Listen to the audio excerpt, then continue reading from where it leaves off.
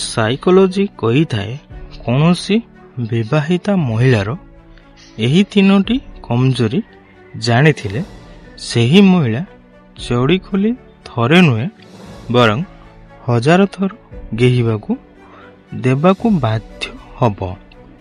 ଯଦି ଆପଣ କୌଣସି ସୁନ୍ଦରୀ ବିବାହିତା ମହିଳା ସହିତ ଶାରୀରିକ ସମ୍ପର୍କ ରଖିବାକୁ ଚାହୁଁଛନ୍ତି ତ ପ୍ରଥମେ ତାଙ୍କର ଭଲ ସାଙ୍ଗଟିଏ ହେବାକୁ ଚେଷ୍ଟା କରନ୍ତୁ।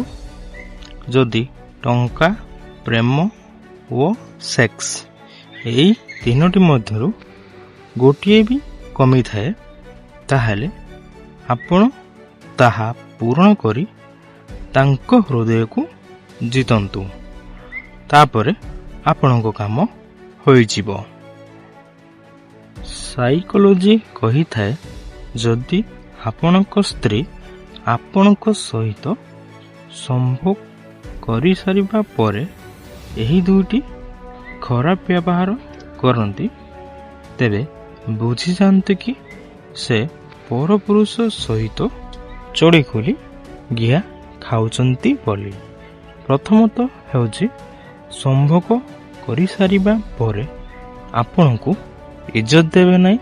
ଦ୍ୱିତୀୟରେ ଆପଣଙ୍କ ପାଖରେ ଆପଣଙ୍କ ଠାରୁ ଅନ୍ୟ କେଉଁ ପୁରୁଷର ଅଧିକ ପ୍ରଶଂସା କରିବେ।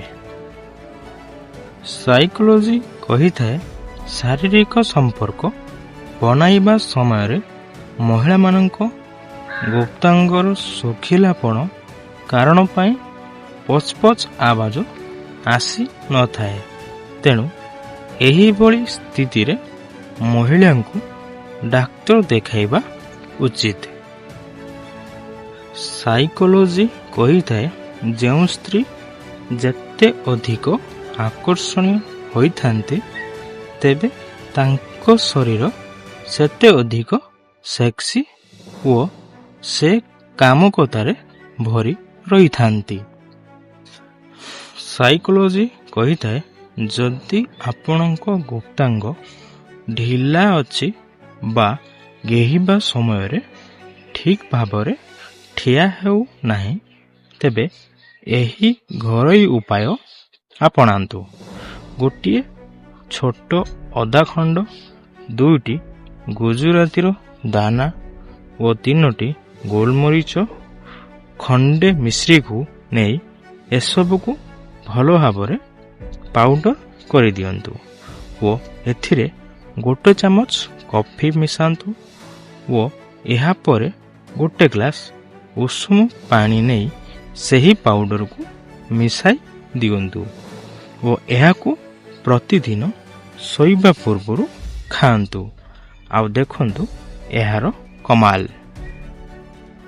ସାଇକୋଲୋଜି କହିଥାଏ ସମ୍ପର୍କ ଓ ଗଛ ଏକାଭଳି ହୋଇଥାନ୍ତି। ଯଦି ଲଗାଇ ଭୁଲି ଯାଆନ୍ତି ତ ଦୁଇଟି ଯାକ ଶୁଖି ଯାଇଥାନ୍ତି। ସାଇକୋଲୋଜି କହିଥାଏ ମୁଖ୍ୟତଃ ସେହି କାଗଜ ରଫ୍ ବନି ଯାଇଥାଏ ଯାହା ଉପରେ ସବୁ ବିଷୟରେ ଦାୟିତ୍ୱ ବଢ଼ି ଯାଇଥାଏ।